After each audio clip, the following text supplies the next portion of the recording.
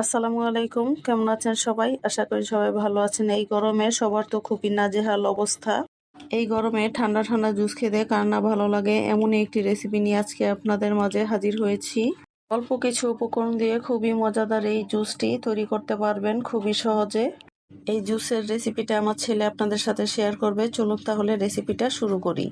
আমি এখানে 2 ধরনের লেবু নিয়েছি। লম্বা লেবুটা দেখতে পাচ্ছেন, এই লেবুটার ঘ্রাণ খুবই কম হয়। এটা দিয়ে শরবতটা করলে ঘ্রাণটা খুব বেশি পাওয়া যাবে না, আর খেতেও তেমন একটা ভালো লাগবে না, তাই আমি গোল লেবুটা নিয়েছি। এই লেবুতে অনেক বেশি ঘ্রাণ থাকে, তাই এই লেবুটা দিয়ে শরবতটা তৈরি করলে শরবতটা খেতে অনেক বেশি মজা হয়, তাই আমি গোল লেবুটাই ব্যবহার করব। এবারে লেবুটাকে আমি ছিলে নিব, লেবুর খোসাগুলো কেটে বাদ দিয়ে দিব। পুরো লেবুর খোসাটা আমি খুব ভালো করে ছুরি দিয়ে ছাড়িয়ে নিব, আর এই লেবুর খোসাগুলো কিন্তু আমি ফেলে দিব না, এই লেবুর খোসাটাও আমি কাজে লাগাবো। আর এই রেসিপিটা আমার ছেলে আপনাদের তৈরি করে দেখাচ্ছে, আমি শুধু ভয়েস ওভার দিচ্ছি। লেবুর খোসাটা আমি খুব ভালো করে ছাড়িয়ে নিব। লেবুর খোসাটা এমনভাবে ছাড়াতে হবে লেবুর খোসার যেন সাদা অংশটা না থাকে, তাহলে কিন্তু শরবতটা বানালে শরবতটা তিতো হয়ে যাবে। আমার লেবুর খোসাটা ছাড়ানো হয়ে গেছে।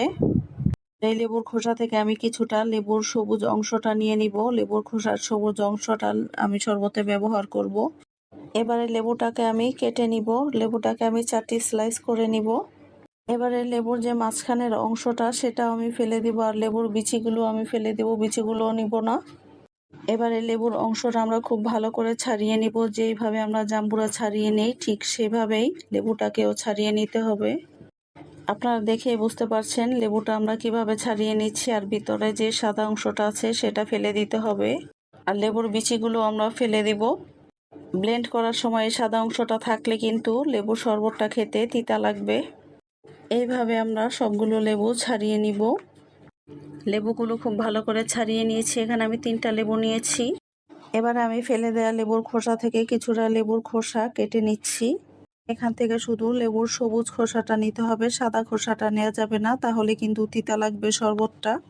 লেবুর খোসাটাও কিন্তু অনেক বেশি নেওয়া যাবে না, অল্প একটু নিতে হবে। লেবুর খোসাটা অনেক বেশি ব্যবহার করলেও কিন্তু শরবতটা তিতা হয়ে যায়, তাই এই বিষয়টা খেয়াল রেখেই লেবুর খোসাটা ব্যবহার করতে হবে।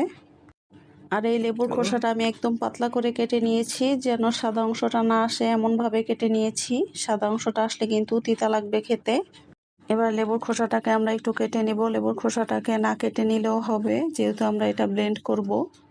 আমার লেবুর খোসাটা কেটে নেওয়া হয়ে গেছে। এবার একটি ব্লেন্ডারের জগে দিয়ে দিব ছাড়িয়ে রাখা লেবুগুলো। এখানে আমরা 3টার মতো লেবু নিয়েছি, আপনারা আপনাদের পছন্দ মতো কম বেশি করে নিতে পারবেন।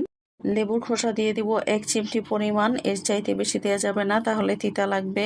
পুদিনা পাতা দিয়ে দিব 10 থেকে 15টি। দিয়ে দিব বরফ, বরফটা পরিমাণ মতো দিয়ে দিবেন। এবার দিয়ে দিব পরিমাণ মতো পানি। আমি এখানে 2 গ্লাস শরবত তৈরি করার জন্য আমি এখানে হাফ কাপের মতো পানি ব্যবহার করেছি, আপনারা আপনাদের পছন্দ মতো পানিটা ব্যবহার করবেন।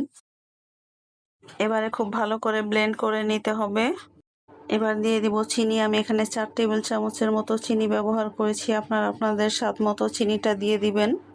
এবারে আরও কিছুক্ষণ শরবতটাকে ব্লেন্ড করে নিতে হবে। আমার শরবতটা তৈরি করে নেওয়া হয়ে গেছে। এবারে শরবতটাকে আমি একটা 1 টাইম গ্লাসে পরিবেশন করব। এবারে একটা ছাঁকনি দিয়ে আমি শরবতটাকে খুব ভালো করে ছেঁকে নিব। আমার শরবতটা খুব ভালোভাবে ছেঁকে নেওয়া হয়ে গেছে। এবার বরফ কুচি দিয়ে ঠান্ডা ঠান্ডা পরিবেশন করুন পুদিনা আর লেবুর এই শরবতটি। এই গরমে বাসায় যদি এইভাবে শরবত তৈরি করেন, আশা করি সকলে অনেক বেশি পছন্দ করবে। এই গরমে ঠান্ডা ঠান্ডা এক গ্লাস শরবত শরীর মন দুটোই ঠান্ডা করে। ভিডিওটি ভালো লাগলে অবশ্যই একটি লাইক দিবেন। আমার চ্যানেলটি সাবস্ক্রাইব করবেন। আমার ফেসবুক পেজ থেকে দেখে থাকলে পেজটি ফলো করবেন।